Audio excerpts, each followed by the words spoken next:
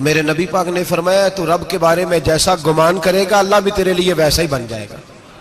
अल्लाह वैसा बन के तुझे नवाजेगा। अगर तेरा ये ज़हन बन जाए ना कि जो अल्लाह मुझे देगा वो मुझे ही देगा, तो अल्लाह तबारक व तआला सबसे बढ़कर तुझे ही अता फरमाएगा। लेकिन उम्मीद रब करी और उम्मीद रहमत की, उसके करम की, उसकी अता की। हाँ, एक पहलू जरूर सोच के रखना चाहिए इस मौजू पर। सारी दुनिया निकम्मा कह दे तो बेटा माँ बाप के नजदीक निकम्मा नहीं होता। बाप बेचारा एक गलती बच्चा करता है तो वो जाता है, दूसरी करता है तो जाता है, तीसरी जगह भी उसके हिस्से की माफी मांगने जाता है, बड़ा कुछ करता है। फिर एक वक्त आ ही जाता है कि जब बाप मजबूर हो के अखबार पे इश्तिहार देता है कि मैंने इसे आग कर दिया है, अब मैं इसके स्याह सफेद का मालिक। क्या ख्याल है आपका? पहली गलती पे अब्बा जी ऐसे कर देते हैं जी, दूसरी पे करते होंगे। कब करते हैं? जब बोले जब हद हो जाती है। और एक दो इश्तिहार नहीं होते। आप सवेरे अखबार खोलें, अखबार के अंदर के सफात का मुताला करें तो शायद दर्जनों इश्तिहार होते हैं आंखनामे के। भाई किस बाप का दिल करता है कि वो बेटा जिसके लिए उसकी उम्मीद है कि कल मेरे बुढ़ापे का सहारा बनेगा, वो लिख के दे दे कि मेरा रिश्ता ही कोई नहीं बेटे के साथ? किसका दिल करता है? और फिर यहां तक नहीं होता, बल्कि आप कानून जानने वाले लोगों से कभी पूछें, वो आंखनामा लोग अदालतों में जमा कराते हैं। कहते हैं जी मैंने तो अखबार में निकाल दिया, मेरा इसके साथ कोई ताल्लुक। अम्मा कहती है मेरा कोई रिश्ता नहीं। क्यों? कब होता है ऐसे? जब बच्चा हद कर दे, जब बच्चा 1 2 3 4 गलतियों पे ऐसा, अल्लाह भी बंदे को सजा देता है। लेकिन कब? जब बंदा बाज ही ना आए, बंदा तौबा करे ही ना, रुजू ही ना करे, सोचे ना कि मुझे अल्लाह की बारगाह में जाना चाहिए। हम लोग अपना एक ज़हन बना के जिंदगी गुजारते हैं, एक ज़हन बना के, बल्कि लोग गुनाहों के नाम बदल बदल के वक्त गुजारते हैं। हम अपने नफ्स का बुत बना के सारा वक्त उसी की पूजा पे माज़अल्लाह लगा देते हैं।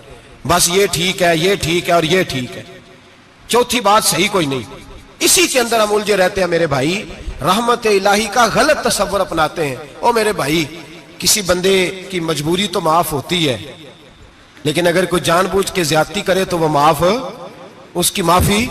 जिस बच्चे को पता हो ना उस्ताद को कि इसके वाकई घर में फौतगी हो गई थी, उस्ताद उसे सजा नहीं देता। जिसका पता हो कि वाकई ये बीमार था तो उस्ताद उसे क्लास में खड़ा नहीं करता। जिसका पता हो कि ये ज्यादती कर रहा है, जानबूझ के कर रहा है, उस्ताद उसे डंडों से मारता है और ज्यादा मारता है। कहता है तू नालायक है, तू जानबूझ के करता है। मेरे भाई अल्लाह की रहमत है, हर एक पे बरसती है। लेकिन एक बंदा खड़ा ही हो जाए रब के मुकाबले में, वो ना नमाज पढ़े, ना मस्जिद आए, ना कोई काम करे, ना वो दीन की तरफ तवज्जो करे, ना वो कभी अल्लाह से इस्तिगफार करे, ना वो कभी जायज काम की तरफ तवज्जो करे, सारी जिंदगी हराम इकट्ठा करे, नाजायज करे। तो अब तूने हद कर दी। तेरे पास गजब आया नहीं, बल्कि तूने गजब को आवाज दी है। तूने अल्लाह के गजब को, बोलिए, अल्लाह के गजब को, गजब होना और होता है और गजब को आवाज देना, बोलिए, गजब को आवाज देना, इनमें फर्क है मेरे भाई, याद रखें। हम आवाज देते हैं गजब को, गजब होता नहीं। देखें नबी करीम सल्लल्लाहु अलैहि वसल्लम, और ये हदीस आपने याद रखनी है, ये याद रखनी है। नबी पाक सल्लल्लाहु अलैहि वसल्लम ने ना बहुत कम लोगों को बेवकूफ कहा है। हमारे जमाने में तो आम लफ्ज है ना बेवकूफ कहना। अल्लाह के रसूल सल्लल्लाहु अलैहि वसल्लम ने बहुत कम लोगों को बेवकूफ कहा। मुस्नद इमाम अहमद बिन हंबल की हदीस है, नबी करीम अलैहिस्सलाम ने फरमाया वो अहमक है, वो बेवकूफ है। नबी पाक फरमा रहे हैं। और मैंने कहा कम लोगों को हुजूर बेवकूफ कहते थे। नबी करीम अलैहिस्सलाम ने फरमाया वो बंदा बेवकूफ है जो सारा दिन अल्लाह की नाफरमानी करता है और फिर भी रब की रहमत की उम्मीद करता है, तो बेवकूफ है। सुबह से शाम तक लगा हुआ है, मैंने नहीं अल्लाह माननी, मैंने नहीं तेरी माननी, माज अल्लाह मैंने नहीं माननी। शाम होती है तो कहता है अल्लाह बड़ा मेहरबान है, बख्श देगा। तो बेवकूफ है, तू बेवकूफ है। तू बता ना क्या मजबूरी थी नमाज ना पढ़ने की? किसने तुझे गन पॉइंट पे कहा था हराम खाने को? और फला आदमी की तूने गीबत की तो तेरा उसमें क्या फायदा था? ये जो तूने सिर्फ 10 बंदों को हंसाने के लिए झूठा लतीफा सुनाया, इसमें तेरा क्या नफा था? तू सुबह से शाम तक नाफरमानी करता है, शाम को कहता है अल्लाह करीम है माफ कर देगा, अल्लाह मेहरबान है माफ कर देगा। उस्ताद मेहरबान होता है कि नहीं? फेल क्यों करता है इम्तिहान में? बोले उस्ताद बाप होता है ना, उसका दिल करता है शागिर्द फेल हो जाए, तो क्यों करता है? लेकिन शागिर्द ने ज्यादती की, उसने पढ़ा नहीं। उसने, मैंने कहा बाप आंकनामा लिखवाता है, मजबूर होकर लिखवाता है ना। ओ भाई याद, बड़ी प्यारी मिसाल मुल्ला रूमी लिखते हैं, कहते हैं मेरे गांव की एक बीबी थी, उस बीबी ने एक बछड़ा पाला हुआ था। देहातों में ना बूढ़ी माएं बछड़े को पेड़ा देती थी और नाम भी रख लेती थी, किसी ने मिठू नाम रखा होता था, किसी ने कोई नाम। कहते माँ ने बछड़ा रखा हुआ था, अम्मा उसको आवाज देती तो बछड़ा दौड़ा आता, अम्मा उसको पेड़ा खिलाती। बछड़ा बड़ा प्यारा था, जवान हो गया। अम्मा इसलिए बछड़ा पाल रही थी कि जब बछड़ा बड़ा हो जाएगा तो हाल के अंदर बच्चे उसे लगाएंगे, खेती में हाल चलाएंगे। बछड़ा बड़ा हो गया, अम्मा के बेटे कहने लगे अम्मा ला, तूने बड़ा खिला पिला लिया, इससे कोई काम लेते हैं। हाल के आगे लगाया तो कहने लगा मैंने तो नहीं चलना। अम्मा के पास आए, कहने लगे ये नहीं चलता। अम्मा कहने लगी चलो टाइम दो, थोड़ा समझ जाएगा। फिर मौका दिया, फिर आए, कहा अम्मा अब तो हमने उसके नाक में नकेल भी डाल दी है, लेकिन अब भी ये हल में चलने को तैयार है। मुल्ला रूमी रहमतुल्लाह अलैह फरमाते हैं फिर कहा अम्मा से, अम्मा कहने लगी चलो थोड़ा टाइम और दे दो, सियाना हो जाएगा। थोड़ा टाइम और दिया, डंडे भी मारे, लेकिन वो सियाना होने को तैयार है। अब अम्मा के पास आए तो अम्मा मजबूर हो गई, दिल नहीं करता था। कहने लगी जाओ फिर कसाई के हाथ बेच डालो। वो गया कसाई के पास, उसे काटा गया, उसकी खाल उतारी गई, उसके छोटे छोटे पीस करके खा गए लोग। वो मार हो रही थी, लोगों ने अम्मा से कहा तुझे तो बड़ा प्यारा था, तूने कटवा को दिया। तो अम्मा कहने लगी प्यारा तो बड़ा था पर मानता नहीं था। प्यारा बड़ा था, काश बात मानता, मकसद पूरा करता, तो कभी भी काटा। भाई रब करीम नहीं चाहता बंदा दोजख में जले, अल्लाह की रहमत नहीं चाहती जहन्नम में जले, पर बंदा मानता ही नहीं, ये तैयार ही नहीं होता। ये सोया हुआ है सवेरे, ये वो गप्पे लगा रहा है, असर के वक्त चौराहे पे खड़ा है, नमाज पढ़ने नहीं आया। इसने सारी जिंदगी में दर्जनों लतीफे सीख लिए, हजारों कहानियां सीख गया, कुरान पाक पढ़ना नहीं सीखा। इसने जिंदगी की हर चालाकी सीख ली है, नहीं सीखी तो अपने रसूल की हदीस नहीं सीखी, नहीं सीखा तो दीन की जरूरी बातों को नहीं सीखा। अब रब की रहमत तो नहीं चाहती कि बंदा जहन्नम में जाए, वो तो मेहरबान है, लेकिन रब करीम का कानून का तकाजा यह है कि जो अहकाम पूरे नहीं करेगा उसे फिर दोजख में डाला जाएगा। तो हमारे बुजुर्ग फरमाया करते थे असल बात यह है कि अल्लाह नहीं मुसलमान को दोजख में डालना चाहता, मुसलमान अपनी मर्जी से छलांगे लगा रहे, ये खुद छलांगे लगाता, ये बाज नहीं आता। आप यकीन करें, बड़ी जिम्मेदारी के साथ, बड़े खुलूस के साथ और बड़ी दयानतदारी से तजर्बे की बात अर्ज करता हूं। हमारे बहुत सारे गुनाह ऐसे हैं जिन गुनाहों का हमारी दुनियादारी को भी कोई फायदा नहीं, कोई फायदा नहीं हमारी दुनिया को भी उस गलती का। मेरी बातों की समझ आ रही है आप दोस्त? कुछ गुनाह ऐसे, एक तो होता है कि दुनिया का कोई फायदा हो, उस गुनाह में हमारी दुनिया का भी कोई फायदा। जो आदमी झूठे लतीफे सुनाता है, झूठ बोलता है, झूठ कोई फायदा नहीं उसे, लोग 10 मिनट हंसते हैं और बाहर जा कहते हैं यार ये तो कोई गैर संजीदा आदमी है, वो अकल ही नहीं। क्या फायदा कमाया उसने, क्या नफा लिया उसने? जो आदमी बढ़ बढ़ के बातें करता है, 2, 4, 5, 10 आदमियों की कीमत कर जाता है, लोग कहते हैं यार बड़ा चुगलखोर है। क्या कमाया उसने जिंदगी में? कुछ हासिल कर लिया उसने? हमारे बहुत सारे गुनाह मेरे भाई वो हैं जिनका हमारी दुनिया को भी कोई फायदा नहीं। तो क्यों ना हम उन गुनाहों को छोड़ दें ताकि हमारे दीन को तो फायदा हो जाए, दीन को तो फायदा हो जाए। सिर्फ जुबान के जायके हैं, कुछ देर के लिए हमारी तबीयत के तकाजे हैं, 10 मिनट की मुस्कुराहट है जिसके लिए हम अल्लाह तबारक व तआला का कानून तोड़ते फिर जा रहा हूं। मेरे हबीब करीम अलैहिस्सलाम ने मुसलमान को कहा है कि तेरा रब तो चाहता है कि बस तू आ जा, वो तुझ पे रहमत नाजिल कर देगा। आना तो शर्त है कि नहीं? आना तो शर्त है कि नहीं? अच्छा चले ये बताएं, जो आदमी 1 से लेकर 31 तारीख तक ड्यूटी करे उसको तनख्वाह लेने जाना पड़ता है कि तनख्वाह घर आ जाती है? बोल के बताएं। फिर भी जाना पड़ता है, वो कहे मैंने ड्यूटी पूरी की है, फिर भी जाना पड़ता है। ड्यूटी पूरी करने के बावजूद तुझे तनख्वाह लेने, और हो सकता है कि यह भी कहा जाए अभी आई नहीं कल आना, हो सकता है यह भी कहा जाए परसों आना, यह भी मुमकिन नहीं कि फौरन ओ खुदा के बंदे तू आता ही नहीं खुदा की रहमत लेने, तू उसके घर की तरफ रुजू ही नहीं करता, तू तवज्जो ही नहीं करता, तू कहता अल्लाह मेहरबान है। भाई मेहरबान तो है, तू रहमत लेने आया है, तूने को बहाना बनाया उसकी रहमत का। अल्लाह की रहमत कीमत नहीं मांगती, बहाना मांगती है। पर बता ना तेरा को बहाना है कि नहीं? मेरे नबी करीम सैयद आलम सल्लल्लाहु ताला अलैहि वसल्लम ने फरमाया रब कीमत का सवाल और नहीं मांगता। यकीन करें नहीं मांग, बंदे कीमत मांगते हैं। आप 100 दफा मुस्कुरा के बात करें, एक दफा ना करें तो कहते हैं मौलवी साहब अमीर हो गए, अब तो सही सलाम भी नहीं लेते। एक दफा हो सकता है बेचारा पेट में दर्द हो रही हो सकता है घर की को बहुत बड़ी टेंशन हो सकता है कोई मजबूरी हो। बंदे हमा वक्त कीमत मांगते हैं, हमा वक्त आप तंदुरुस्त हैं, हर वक्त आप कीमत अदा करते हैं तो लोग राजी हैं। लेकिन रब कहता तू कोई कीमत ना दे, कोई बहाना ही बना ले, तेरा रब तुझसे राजी हो जाएगा। सुने बड़ी प्यारी हदीस, बड़ी खूबसूरत हदीस, कंजुल माल में दीगर कुतुब हदीस में है।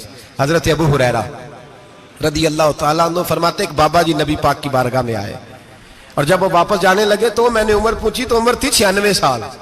कहते हैं बुजुर्ग जब आए ना तो ये भवें जो है ना उनकी सफेद होके तो यूं आंखों पे आ गई। बड़ी छड़ी बाबा जी ने पकड़ी हुई और दोनों हाथ पकड़ के ना छड़ी के ऊपर झुके हुए हैं एक जानिब, कुर्बान जाऊं। कहते हैं जब वो बुजुर्ग मस्जिद में दाखिल हुए तो मेरे रसूल ने खड़े होकर इस्तकबाल फरमाया, खड़े हो, और नबी करीम सल्लल्लाहु अलैहि वसल्लम ने आगे बढ़ के बाबा जी को बाजू से पकड़ा और बिठाया। हुजूर बैठ गए। कहा बुजुर्गों कैसे आए हो? तो कहते हैं वो बाबा जी बात करते तो आंख खोल के पहले हुजूर का चेहरा देखते, फिर वो बात करते तो उनके लबो लहजे के अंदर बड़ी परेशानी, बड़ी तकलीफ, बड़ी मायूसी। अर्ज करने लगे या रसूल अल्लाह, हुजूर जिंदगी सारी गुनाहों में बीत गई है, हुजूर गलतियां ही गलतियां, याद माजी अजाब है, या रब छीन ले मुझसे हाफजा मेरा। अल्लाह के रसूल बड़ी लंबी फहरिस्त है, पाप ही पाप है, काले स्याह दफ्तर है। या रसूल अल्लाह सल्लल्लाहु अलैहि वसल्लम जब पलट के देखता हूं हुजूर मुझे नेकी दिखाई नहीं देती। हुजूर इस उम्र में आपका एक सहाबी मिला है, उसने बात समझाई है तो थोड़ा ख्याल आया है, लेकिन या रसूल अल्लाह सल्लल्लाहु अलैहि वसल्लम अब मेरा वजूद बेकार हो गया है, हुजूर बूढ़ा हो गया हूं। 3 बातें कही बुजुर्गों ने और निराली कही। कहने लगे या रसूल अल्लाह सल्लल्लाहु अलैहि वसल्लम, हुजूर अब तो मेरी कमर भी सीधी नहीं होती कि मैं नमाज ही सही अदा कर सकूं, बूढ़ा हो गया हूं। या रसूल अल्लाह सल्लल्लाहु अलैहि वसल्लम अब मेरे अंदर ताकत नहीं कि मैं मेहनत मजदूरी करके सदके और खैरात दे सकूं। या रसूल अल्लाह सल्लल्लाहु अलैहि वसल्लम अब मैं तलवार लेके जिहाद भी नहीं कर सकता। हुजूर ना मैं लंबी नमाजें पढ़ सकता हूं, आका ना मैं सदकातो खैरात दे सकता हूं, महबूबा ना मैं दीन के लिए कोई जिहाद कर सकता हूं। बेकार वजूद है, बेकार वजूद को तो घर वाले बर्दाश्त नहीं करते, बच्चे दुआ करते हैं या अल्लाह अब्बा जी को पर्दा दे दे, अम्मा को पर्दा दे दे, बेकार हो गया हूं और आज आया हूं तो मुझ बेकार को मेरा रब कबूल कर लेगा। आज कलमा पढ़ूं तो बेकार हूं, किसी काम का नहीं, ना नमाज ना सदकात ना जिहाद, कबूल कर लेगा। हजरत अबू हुरैरा फरमाते हैं जैसे बरसात में बारिश की झड़ी लगती है, यूं मुस्तफा की आंखों से झड़ी लग गई। हुजूर खुल के रोए, खुल के। और मेरे हबीबे पाक ने फरमाया बुजुर्गो बड़े मुजाहिद हैं, दीन के लिए जिहाद करने वाले बड़े हैं, रब करीम को आपकी तलवार की इतनी हाजत नहीं। और फरमाया उसके खजाने कोई खाली तो नहीं कि आप ही गोया सदका देंगे तो भरे जाएंगे। और फरमाया फिर रब करीम की शान में इजाफा नहीं करती इबादतें, वो तो बंदे को नफा देती हैं। मैं बुजुर्गो ना आप जिहाद करें ना आप सदकात दे, ला लंबी नमाजें पढ़े, आप सिदक दिल से आ जाए, अल्लाह के रसूल का वादा है रब आपको बगैर हिसाब किताब जन्नत अता फरमा देगा। आना तो शर्त है कि नहीं, आए तो सही, ना पहुंचे तो सही, आ जाए, उसको नहीं आदत सदका तो खैरात की जिहाद की तबलीग, आए तो सही ना। मेरे हबीब ने फरमाया बंदा जब रो के कहता है ना या अल्लाह गलती हो गई माफ कर दे, फरमाया मेरा मालिक उसे फौरन ही माफ फरमा देता है। तू आ तो सही, तू आता ही नहीं, तू आ ही नहीं रहा, तू घर में बैठा हुआ है, तू सोया हुआ है, तू दुकानदारी कर रहा है, तू पैसे गिन रहा है, तू आया ही नहीं, आ तो सही। बल्कि मेरे नबी पाक फरमाते हैं जब अल्लाह पाक का भागा हुआ गुलाम आता है फिर तो अल्लाह ज्यादा राजी होता है, फिर तो अल्लाह ज्यादा राजी होता है, ज्यादा राजी होता है। तू आ तो सही, पहुंच तो सही। बल्कि सूफिया तो और बात करते हैं, वो कहते हैं तू कभी भूल के भी रब रब करे तो अल्लाह तो उसे भी कबूल कर लेता है, भूल के। मुल्ला रूमी कहते हैं बनी इस्राइल का बंदा है, सनम पत्थर को कहते हैं, बुत को कहते हैं, बुत के सामने खड़ा है और सारी रात कहता या सनम या सनम या सनम, ए पत्थर ए बुत, सारी रात पुकारता रहा। रात गहरी हो गई, नींद का गलबा थक गया, सोने के करीब आया तो गलती से मुंह से निकल गया या समद, या सनम की जगह निकल गया। रब करीम ने फरमाया जिब्रील दौड़ के जा, जो मांगता इसे दे दे। हजरत जिब्रील अर्ज करते हैं मौला भूल के तेरा नाम ले रहा है, भूल के ले रहा है। तो रब करीम ने फरमाया चल नाम तो मेरा ही ले रहा है ना, मेरा ले रहा है ना, या अल्लाह। वो अल्लाह करीम ने फरमाया झूठे के सामने सारी रात का खड़ा है, सारी रात का पुकार रहा है, उसे कुछ नहीं मिला, तो सच्चे का नाम लिया है। अगर मैं भी कुछ ना दूं और बुत में और मुझ में फर्क क्या रह जाएगा? जा जो मांगता है झोली भर के दे, नाम तो लिया है ना। ओ भाई तू बहाना तो बनाना, आ तो सही ना, तू यहां आ जा, पहुंच जा, आ जा, बस बैठ जा, उसकी बारगाह नाज में हाजिर तो हो ना। तुझे फुर्सत ही नहीं, तू यारों के लिए टाइम निकालता है, बाजारों के लिए टाइम निकालता है, गलियों के लिए टाइम निकालता है, चौकों चौराहों के लिए टाइम निकालता है, हफ्ते में एक दिन होटलिंग के लिए भी जाता है, लेकिन कभी छुप के दो नफलों की तुझे तौफीक नहीं होती। और मैं कई दफा कह चुका हूं, जिस बंदे को बगैर इबादत के रिज़्क ज्यादा मिलने लग जाए उस पर आजमाइश होती है रब करीम की। अल्लाह फरमाता है इसको पैसे दो, इसे आने ना देना, इसको को चल पैसे दौड़ जा। लोग समझते हैं मैं बड़ा ज़हीन हूं, अक्लमंद हूं, देखो मैं अपनी होशियारी से, चलाकी से आगे निकल गया। तो आजमाइश है, ये तो आजमाइश है रब करीम की तरफ से, ये तो उसकी खुफिया तदबीर है मेरे भाई। उसकी बारगाह नाज तक जो आ गया, आना तो हमारी जिम्मेदारी है कि नहीं? फिर उसकी रहमत आगे बढ़ के इस्तकबाल कर लेती है, फिर अल्लाह का फजल उसको थाम लेता है उस बंदे को। और खुदा की रहमत कितनी ज्यादा है, मेरे हबीब करीम सैयद आलम सल्लल्लाहु अलैहि वसल्लम ने फरमाया अल्लाह ने अपनी रहमत के 100 हिस्से किए। हुजूर फरमाते हैं एक हिस्सा अल्लाह ने दुनिया में नाजिल किया है। कितना? एक हिस्सा।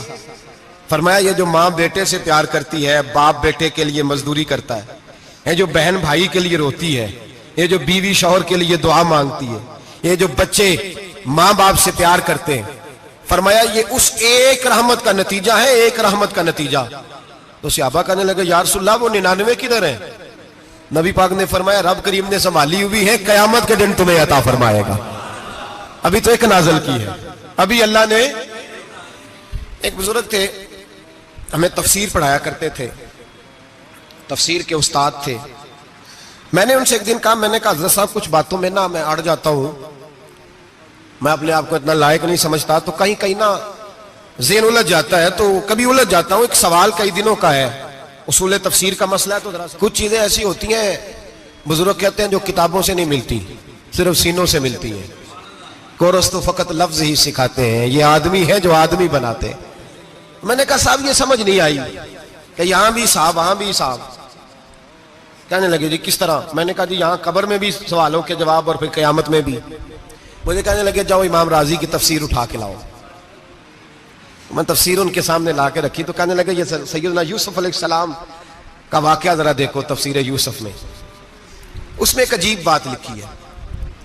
हजरत यूसुफ अलैहिस्सलाम के जमाने में कहत हो गया, तो जनाब यूसुफ अलैहिस्सलाम ने, क्योंकि आप अल्लाह के नबी से पहले से जान गए कहत होगा, तो हजरत यूसुफ ने गंदम पहले स्टॉक कर ली थी बहुत ज्यादा। बाकी इलाकों में जब कहत पड़ा ना, अब सब लोगों ने मिस्र की तरफ रुझान किया गंदम लेने के लिए। तो हजरत यूसुफ अलैहिस्सलाम ने ना शहर के दरवाजे पर बंदे खड़े कर दिए, फरमाया जो बंदा आए ना उससे 2 सवाल पूछना। जो आएंगे लोग गंदम खरीदने, जो आए 2 सवाल पूछना। एक पूछना कहां से आया है, और एक पूछना लेके क्या आया है। एक पूछना, समझ आ रही है बात? और दूसरा पूछना कि लेके सोना लेके आया है, चांदी गंदम खरीदनी है तो क्या चीज लेके आया है, कि नगद पैसे लाया है, ये पूछ लेना। जो आए 2 बातें पूछना, एक पूछना कहां से आया है और दूसरा पूछना क्या। एक रवायत में 3 सवाल भी हैं, लेकिन फरमाया पूछना 2 सवाल जरूर। इंतजार था ना भाइयों का किनान से आने वालों का, फरमाने लगे सबसे 2 सवाल पूछना। जब किनान वाले आए ना, उनसे सिर्फ इतना पूछ लेना कि वो कहां से आए हैं। अगर पूछे ना किनान से आए हैं, तो फिर ये ना पूछना क्या लेके आए हैं, फिर मैं जेब खुद टटोल लूंगा वो क्या लेके आए। बाकियों से 2 सवाल। जब मेरे भाई आए ना, भाई भाइयां दे वैरी हुंदे ते भाई भाइयां दियां बावां, जब मेरे भाई आए तो उनसे ये नहीं पूछना कि वो क्या, बस ये पूछना कि कहां से। इतनी बात पूछना, बाकी मैं पूछ लूंगा। आप फरमाने लगे रब भी फरिश्तों से कहता है तुम कब्र में ना मेरे बंदों से ज्यादा सवाल ना करना, बस ये पूछ लेना मुझे मानते हैं, मेरे नबी को मानते हैं। कब्र में तुम इतने सवाल पूछ लेना, बाकी लेके क्या है वो मैं खुद ही पूछ लूंगा। फरिश्तों के सामने रब करीम अपने बंदे को बेआबरू करना, बस तू ये बता दे अल्लाह रसूल को मानता है कि नहीं। बाकी जो तेरा हिसाब किताब है ना, अल्लाह फरमाते हैं मैं क़यामत में कर लूंगा, मैं पूछ लूंगा इसका क्या इलाज करना है। बस तुम इतना बता दो मुझे मानते हो, मेरे रसूल को, मेरे भाई, मेरे नबी करीम अलैहिस्सलाम फरमाते हैं जो बंदा तौबा करने वाला था, अल्लाह की बारगाह में आने वाला था, बार बार तौबा करता था, एहसास रहता था, उसे एहसास था, आया करता था, फिर भी गलतियां हो गई, कयामत के दिन रब करीम अपने फजल की चादर उस पर डालेगा, फजल की चादर डालेगा और रब करीम उससे पूछेगा ये गुनाह किया था? और नबी पाक फरमाते हैं उसने बड़े भी गुनाह किए, अल्लाह छोटे छोटे गुनाहों के बारे में पूछेगा, ये गलती की थी, ये गुनाह, बंदा डर रहा है, वो कह रहा है पता नहीं सजा क्या मिलेगी, क्योंकि दुनिया में भी डरता रहा, यहां भी डर रहा है। शर्त यह है कि एहसास वाला हो, आता रहो, फिर भी गलतियां हो गई, ख्याल करता था, मेहनत करता था, नेक होने की जद्दोजहद करता था, कोताहियां रह गई, ये गुनाह किया था या अल्लाह भूल गया था, ये गुनाह किया अल्लाह मुझसे गलती हो गई, यहां भी किया था या अल्लाह गलती हो गई। नबी पाक सल्लल्लाहु अलैहि वसल्लम फरमाते छोटे छोटे गुनाह अल्लाह दिखा रहा है और उससे कह रहा है ये किया था, मानता जा रहा है। रब करीम फरमाता है पता है मैं तेरे साथ क्या करने वाला हूं? टांगे कांप गई, या अल्लाह पता नहीं। फरमाया मैं तुझे इन गुनाहों के बदले नेकियां देने लगा हूं, इन गुनाहों के बदले नेकियां। नबी पाक फरमाते फटाफट ही बोल पड़ा, कहने लगा या अल्लाह मैंने तो बड़े बड़े गुनाह भी किए, अगर तूने गुनाहों के बदले नेकियां दे दिया तो मेरे तो बड़े बड़े पाप भी हैं, वो दूसरे किधर है? तो मेरे हबीबे करीम अलैहिस्सलाम फरमाते हैं रब मुस्कुराएगा जो रब की शान के लायक है।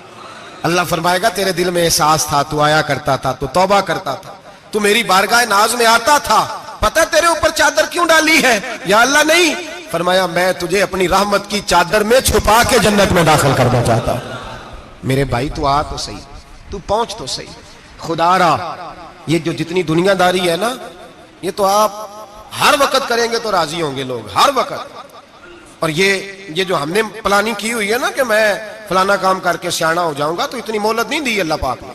वो कहता फौरन आ, अपनी मनसूबाबंदी बदलें, रहमत इलाही की जानिब तवज्जो करें, अपना जहन रब करीम के बारे में करम वाला बनाए और ये इरादा करें कि मैं उसकी बारगाह में आऊंगा तो वो मुझे अता करेगा। अपने बाजू पे भरोसा ना करें, अपनी अकल पे भरोसा ना करें, भरोसा जब भी करे खुदा की रहमत पे करें, उसके फजल पे करें, उसके करम पे करें और जहन बनाए कि अल्लाह माफ करने वाला है।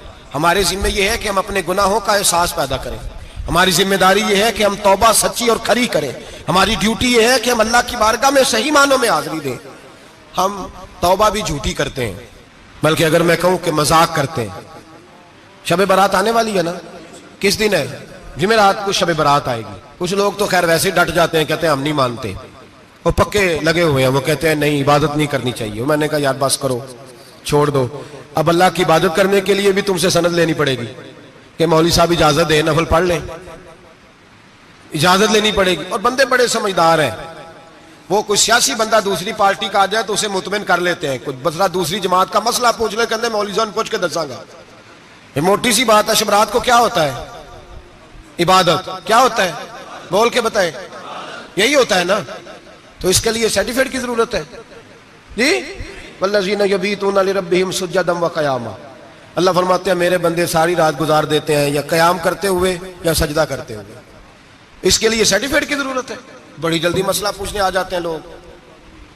हाँ, एक वो है जो मानते नहीं सिरे से, एक वो है जो बड़ा अजीब मानते हैं। वो कहते हैं शबरात है, छोटा गोश्त ही नहीं मिल रहा दुकान से।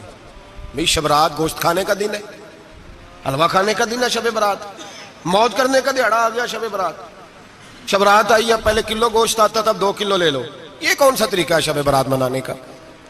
और फिर शब बारात मनाई जाएगी। मेराज शरीफ से पटाखे चल रहे हैं रोज शाम को, चलते हैं ना? नहीं, मैं क्यों, अरे मैनू गलती लगती, तुसी बोले नहीं ना। चलते हैं पटाखे। कौन बेचता है पटाखे? हिंदू, सिख, यहूदी। चलाता कौन है?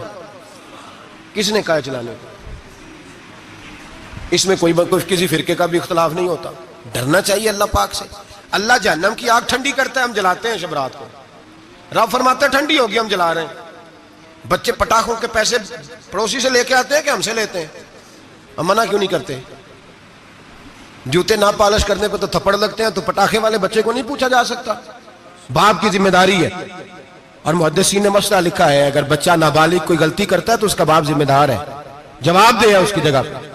इनको समझाएं। शब बारात आएगी, फिर तौबा होगी, हर मस्जिद से रोने की आवाज आएगी, जोर जोर से लोग रोएंगे, तड़पेंगे, इज्तिमात होंगे, बड़े बड़े इज्तिमात होंगे, तौबा करेंगे लोग, करेंगे ना इंशाअल्लाह ताला, आएंगे ना लोग मस्जिदों में।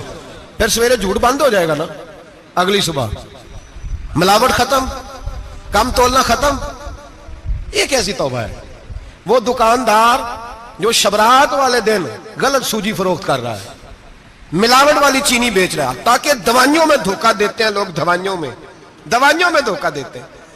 एक डॉक्टर खुद मुझे कहने लगे, वो मेरे दोस्त है, हल्का फुल्का कोर्स किया हुआ है, कहते मेरे दोस्त हैं कई सारे लोग, तो एक ऐसा ही हमारे शोबे का आदमी था, तो अपने अब्बा जी को वो ड्रिप लगाने लगा, तो अब्बा जी कहने लगे पुत्र मिन्नू असली ला दे तेरी मेहरबानी, मिन्नू असली ला दे तेरी मेहरबानी, लोखा अली ना ला दे। ये हाल हो गया। दवा, मुझे बताएं वो कौम इखलाकी तौर पे कितनी गिर चुकी है जो दवाइयों में जहर बेचती है, दवाइयों में। और मैं इंशाल्लाह किसी मौके पर तफसील से इस पर गुफ्तगू करूंगा, बड़ी तफसील से। मैंने बहुत सी मालूमात इकट्ठी की हैं कि कितना जुल्म करते हैं ये लोग, लिखने वाले भी, लाने वाले भी, बेचने वाले भी, कितने बड़े मुजरम है। सेहत के साथ खेलते हैं, सेहत बारह लाम दाम बरसरे। मतलब जिस आदमी ने धोखे का माल ला के रखा है शबरात वाले दिन के, रात तौबा भी करनी है और सवेरे ये बेचना भी है, वो तौबा करने आया। जिसने धोखे का माल ला के रखा है कि सवेरे बेचना है और रात तौबा भी करनी है, वो तौबा कर रहा है कि मजाक कर रहा है? तौबा मेरी तौबा, अस्तगफिरुल्लाह, या अल्लाह माफ कर दे, ऊंची ऊंची आवाज में रो रहा है, और सवेरे सारे चक्कर वही हैं। ये कैसी तौबा है? तौबा क्या है? मेरे नबी पाक अलैहिस्सलाम के गुलामों ने तौबा की तकसीम की।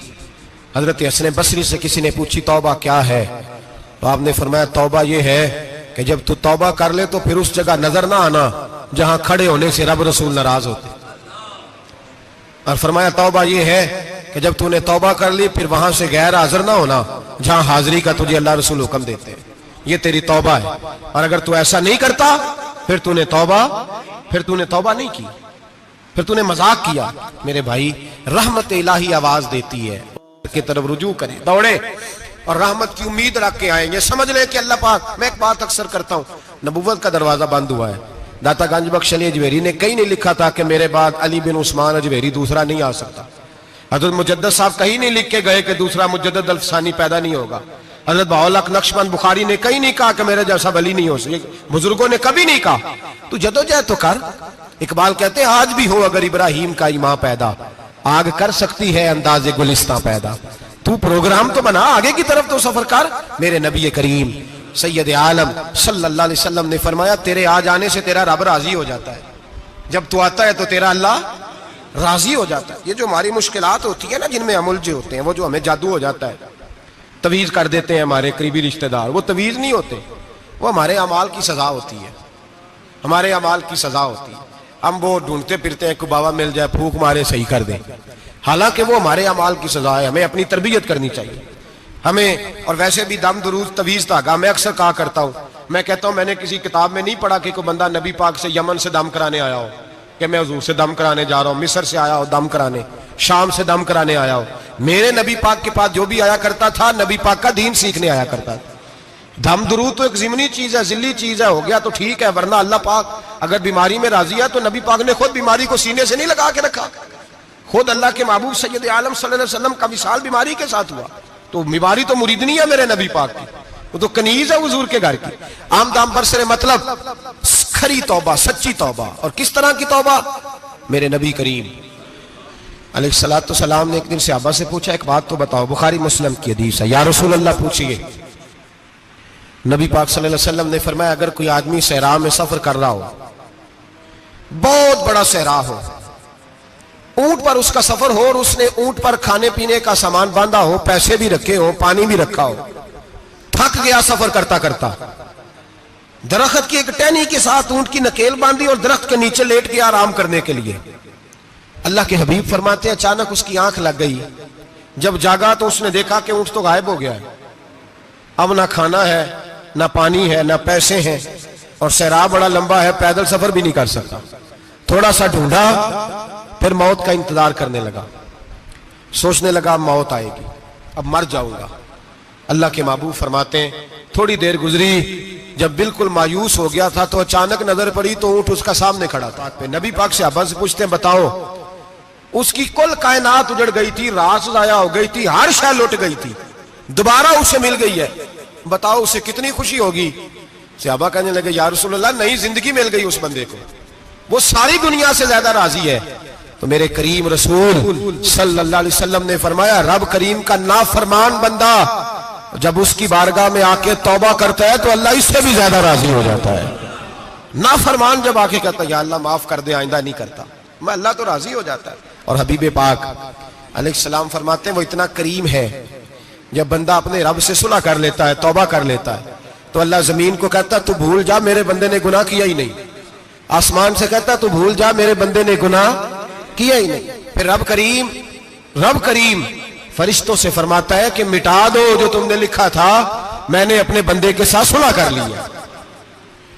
शबे बारात को आएंगे मस्जिद में इंशाल्लाह। कितने बजे? हाँ नहीं, जो सोचिए ही नहीं है इस पासे थे। असर के वक्त मस्जिद आए शब रात। कितने बजे जी? असर के वक्त आए, गुस्ल करें, मस्जिद आए, असर के बाद दुरूद शरीफ पढ़े और मगरिब से लेकर फजर तक इबादत करें। मगरिब में शाम शुरू हो जाती है। एक रात जाग के देखें, जागना पड़ता है। मरीज हो जाए तब भी जागना पड़ता है, दुख लग जाए तब भी वो जगा लेता है। बड़े बड़े जागते हैं, बड़े बड़े जाग लेते हैं, वो जगा लेता है। तंदुरुस्ती भी, सेहत भी, दौलत भी, एसी भी, पलंग भी बड़ा अच्छा, लेकिन अगर वो नींद ना देना चाहे तो बंदा सारी रात ही तड़प के जागता है, तड़प के। और भूखा इतना, रोटी का भूखा इतना परेशान नहीं होता जितना नींद का भूखा परेशान होता है। उलझ जाता है इंसान, वो जगा लेता है कबल इसके कि वो खुद जगाए, खुद ब खुद जाग जाए। मगरिब से लेकर फजर तक नमाज पढ़ें, जिक्र करें, दुरूद पाक पढ़ें, महफिल में शिरकत करें। मेरे रसूल करीम अलैहिस्सलाम की प्यारी ज़ौजा उम्मुल मोमिनीन सैयदना आयशा सिद्दीका रदी अल्लाह ताला अन्हा कहती हैं हुजूर रमजान के अलावा सबसे ज्यादा रोजे शाबान में रखते थे, गोया प्रैक्टिस होती थी रमजान की। मैंने अर्ज किया या रसूल अल्लाह सल्लल्लाहु अलैहि वसल्लम इतने रोजे क्यों रखते हैं, अभी रमजान तो आगे है। तो नबी पाक ने फरमाया आयशा इस महीने में बंदे का अमल अल्लाह की बारगाह में जाता है, मैं चाहता हूं जब मेरा अमल जाए तो मैंने रोजा रखा हुआ हो। कसरत से रोजा रखें और मेरे भाई बदल जाए। मेरे नबी पाक ने फरमाया गनीमत जान, अगर सेहत है तो बीमारी आने से पहले गनीमत जान जा, ये चली जाएगी। बीमार आदमी से कुछ भी नहीं होता, गनीमत जान ले, लम्हों को कुछ कर ले। और अगर तेरे पास फुर्सत है तो गनीमत जान ले मसरूफ होने से पहले पहले। मेरे हबीब करीम सैयद आलम अलैहिस्सलाम के गुलाम फरमाते हैं कि नबी पाक सल्लल्लाहु अलैहि वसल्लम ने हमें मिसाल दे के समझाया। मदीने में जो कबीला सबसे ज्यादा बकरियां पालता था वो बनु कल्ब का कबीला था। और फरमाते इतनी बकरियां थी कि उनकी बकरियां हमने कभी नहीं गिनी थी। नबी पाक अलैहिस्सलाम ने फरमाया जब शाबान की 15वीं रात आती है, ये तिरमिजी का लफ्ज है, फरमाया जब शाबान की 15वीं रात आती है तो बनु कल्ब के कबीले की बकरियों के बालों की तादाद के मुताबिक अल्लाह मेरी उम्मत के अफराद की बख्शिश फरमा देता है। और सहाबा कहते हैं हमें लगता यूं है कि चूंकि हमने जो चीज सबसे ज्यादा देखी थी वो बनु कल्ब की बकरियां थी, इसलिए नबी पाक ने हमें समझाने के लिए उनकी बात की, वरना अगर हमने उससे ज्यादा कुछ शायद देखी होती तो नबी पाक उसका नाम बयान फरमाते। हमें समझाने के लिए फरमाया बनु कल्ब के कबीले की बकरियों के बालों की किसी एक बकरी के बाल भी बंदा गिन सकता। और हुजूर ने फरमाया जो सबसे ज्यादा बकरियां पालते उनकी तादाद के मुताबिक हजरत आयशा सिद्दीका रदी अल्लाह ताला अन्हा फरमाती है जन्नतुल बकी में हुजूर जाया करते, कब्रिस्तान में, कब्रिस्तान के कोने में। अल्लाह के रसूल को मैंने नमाज पढ़ते भी देखा 15वीं रात को। और फरमाती है हुजूर बकी वालों के लिए बख्शिश की दुआ भी करते, कब्रिस्तान भी जाएं शब बारात को, उनके लिए दुआ भी करें। और फिर मेरे भाई शब बारात को लिल्लाहियत के साथ आए, लौटने का प्रोग्राम बनाए, उससे कबल के रब करीम खुद जकड़ के ले आए, खुद ब खुद आए, उसके करम की तरफ तवज्जो करें, उसकी रहमत की तरफ तवज्जो करें। मेरे रसूल करीम सल्लल्लाहु अलैहि वसल्लम के पास एक देहाती आए, मौला अली शेर खुदा फरमाते मैं भी हाजिर था। कहते कभी कभी सादे बंदे आते थे पर बड़ी अजीब ही बात कर जाते थे। कहते एक देहाती आए, तामत बांधी हुई और सादा सा रुमाल कंधे पे रखा हुआ है। नबी पाक के पास आए और हुजूर से दिल लगी करने लगे, हुजूर से दिल लगी करने लगे, मीठी बातें कहने लगे। यार रसूलल्लाह एक मसला पूछने आया हूं। फिर मैं पूछो। अर्ज करते हैं हुजूर कयामत में हिसाब कौन लेगा? कयामत में अब किसको नहीं पता कौन हिसाब लेगा, दिल लगी की बात है ना, कौन लेगा? नबी पाक ने फरमाया अल्लाह हिसाब लेगा। तो कहते उसने ना और जुमला कहा तो हम उसकी बात पे हैरान हो गए। कहने लगे या रसूलल्लाह वाकई अल्लाह हिसाब लेगा? तो कहते नबी पाक मुस्कुराए, फरमाने लगे तुझे तेरी मार होए, मैं सच्ची तो कह रहा हूं, तो किस तरह की बात कर रहा है, अल्लाह हिसाब लेगा। हजरत अली फरमाते उसने रुमाल उठाया कंधे पे रखा, कहने लगे या रसूल अल्लाह अगर रब हिसाब लेगा तो फिर उसने माफ ही कर देना है, ये कह के वो चला गया, ये लफ्ज कह के वो चला गया। तो हजरत मौला अली कहते मैंने हुजूर का चेहरा देखा तो गुलाब से भी ज्यादा खिला हुआ था, मैंने नबी पाक का चेहरा देखा तो चांद से भी ज्यादा रोशन था। मैंने कहा हुजूर ये क्या कह गया है? नबी पाक ने फरमाया बंदा बड़ा सादा था, बात बड़ी प्यारी कर गया है, बड़ी प्यारी कर गया है। हुजूर ने फरमाया अली रब करीम है, और करीम जब गालिब होता है तो करम ही फरमाया करता है, वो करम ही करता है, वो माफ ही करता है, वो माफ ही करता है। अल्लाह माफ करता है, पर मैंने कहा कोई माफी लेने आए ही ना, तो कोई माफी लेने। एक और बात भी आखिर में समझानी है आपको, वो भी समझ ले।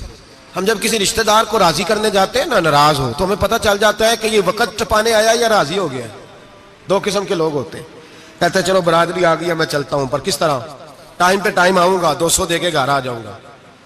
और जो राजी हो जाते हैं ना, वो 2 दिन पहले आते हैं, देगों का भी ख्याल करते हैं, मुलाकात करते हैं, वो कपड़े भी नहीं बदलते। फर्क होता है राजी होने में। बात की समझ आ रही है आप?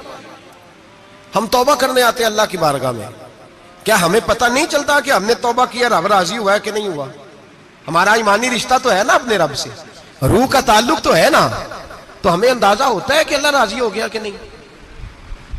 अंदाजा तो होना चाहिए ना हमें। ये बात कहने की नहीं, ये बात महसूस करने की है, इसको महसूस करें। हम जब अल्लाह की बारगाह में आए तो फिर हमें अंदाजा होना चाहिए कि मैंने मना लिया है कि नहीं मना सका, मैं उसको राजी करके उठ रहा हूं कि नहीं उठ रहा। अगर बगैर राजी किए उठे हो तो फिर फॉर्मेलिटी करने आए थे, फिर राजी करने नहीं आए थे। हजरत फुज़ैल इब्न अय्याज़ रहमतुल्लाह ताला अलैह फरमाते एक दिन मैंने सर सजदे में रखा और मैंने कहा खुदा बंदा आज मुझे पता चलेगा कि तू मुझसे राजी है कि नाराज है, तो फिर ही मैं उठूंगा, फिर ही उठूंगा। आप फरमाते हैं मुझे चारों कोनों से आवाज आने लगी कि तेरा रब राजी हो गया है। और फरमाते जिस जगह मैं सजदा कर रहा था वो जमीन भी बोलने लगी कि बस कर दे, अर्श का मालिक तुझसे राजी हो गया है। लेकिन शर्त यह है, हजरत हबीब अजमी रहमतुल्लाह अलैह फरमाते हैं मैं सूद का कारोबार करता था तौबा करने से पहले। कई दफा मैंने तौबा की थी, लेकिन मेरी उस तौबा के अंदर सदाकत नहीं होती थी। मेरा दिल भी गवाही देता था कि ये ना बहुत सारे बंदे कहते हैं आइंदा नहीं करता, वक़्त टपाते हैं। जिस तरह बंदों को धोखा देते हैं इस तरह माज़ अल्लाह तौबा भी इसी तरह की करते हैं, लेकिन बाद में दोबारा उसी डगर पर चल निकलते हैं जिस पे पहले होते हैं। आप फरमाते हैं मैं कई दफा तौबा करता था तो तोड़ देता था। आज मैंने तौबा की, किस तरह की? सूद का मैं धंधा करता था तो मैं सूद के पैसे लाया, गोश्त पकने को दिया बीवी को, सूद के पैसों का। मेरी बीवी ने हंडिया चढ़ाई, थोड़ी देर गुजरी तो वो सारा गोश्त खून बन गया। मेरी बीवी उठा के लाई, कहने लगी ले जाइए जो तू गरीबों का खून निचोड़ के लाया था ना, ये खून बन गया, खुद भी पी और औलाद को भी पिलाओ। कहते मैंने सच्ची तौबा का फैसला किया। आज पहले मैं सच्ची तौबा का इरादा नहीं कर, आज सच्ची तौबा का फैसला किया और मैं निकला हजरत हसन बसरी के पास गया, उनकी बैत हुआ, तौबा की, उन्होंने मुझे अमाल बताए, खरी तौबा की। कहते जब तौबा के लिए घर से निकला तो छोटे छोटे बच्चे खेल रहे थे। एक बच्चा कहने लगा पीछे हट जाओ, बहुत बड़ा सूदिया है, इसका साया भी पड़ गया तो हमारे अंदर नहुसत आ जाएगी, पीछे हट जाओ, सूद का धंधा करता है। कहते मुझे और चोट लगी कि या अल्लाह तेरी छोटी छोटी मखलूक भी ये समझती है। कहते मैं तौबा करने गया तो खरी तौबा करके आया हज़रत हसन बसरी के पास, रो रो के तौबा की। मैं वहां से वापस आया तो बच्चे अभी खेल रहे थे। कहते वो बच्चा जो पहले बोला था कि पीछे हट जाओ बड़ा सूद वाला है, नहुसत पड़ जाएगी, वो बच्चा फिर आवाज देके कहने लगा दोस्तों पीछे हट जाओ, रब करीम का वली आ रहा है, अल्लाह का बंदा आ रहा है, कहीं ऐसा ना हो हमारे पैरों से गर्द उड़े और इस वली के ऊपर पड़े और इसकी तौहीन हो जाए, अल्लाह हमसे नाराज ना हो जाए वली की तौहीन करके, पीछे हट जाओ। आप फरमाते हैं मैंने तड़प के आसमान की तरफ देखा और मैंने कहा या अल्लाह मुझे समझ आ गई है कि खरी तौबा क्या होती है, सच्ची तौबा, असल तौबा क्या होती है। झूठ मूठ की तौबा न करें। शब बारात को आए और बड़ा दयानतदारी का मशवरा देता हूं, दिल को संभाल के आए। अगर झूठ नहीं छोड़ना, फरेब नहीं छोड़ना, हमने मस्जिद की हाजिरी की पाबंदी नहीं करनी तो फिर तौबा के लफ्ज पुकारना धोखा है, फिर ये धोखा है, फिर ये मजाक है, फिर मजाक ना करें। आना है तो खरी तौबा के इरादे से आए, खुल के आए। इंशाअल्लाह हर साल हम भी सारी रात यहाँ बैठते हैं, आपसे भी गुजारिश करेंगे कि छुट्टी ना करें, वक्त पे आए, मगरिब में आए, नवाफिल अदा करें, इशा के बाद नवाफिल पढ़ें। महफिल करने का मकसद ये होता है कि तिलावत से दिल नरम होता है, नात से दिल नरम होता है, तकरीर से इंसान की सोच बदलती है, तौबा की तरफ जाती है। ये सारे काम करके जब बंदा इस्तिगफार करता है, तौबा करता है, तो उसके लिए आसान हो जाता है, ज़हन बन जाता है। इसलिए वाज भी होगा, जिक्र भी होगा, दुआ भी होगी। वक्त को जाया न करें, रमजान करीब आने वाला है। बुजुर्ग कहते हैं अगर शब बारात पे सच्ची तौबा कर लोगे तो फिर रमजान में जो नेकियां करोगे वो तुम्हारे पास स्टॉक बन जाएगा, वो तुम्हारे पास खजाना इकट्ठा हो जाएगा। तौबा अभी से कर लो, मामलात अभी से समेट लो, ताकि जब रमजान आए तो फिर नेकियां खजाना बन के जमा हो। हमेशा मिदहते खैरुल अनाम में गुजरे, दुआ है ये उम्र दरूद और सलाम में गुजरे। आखिर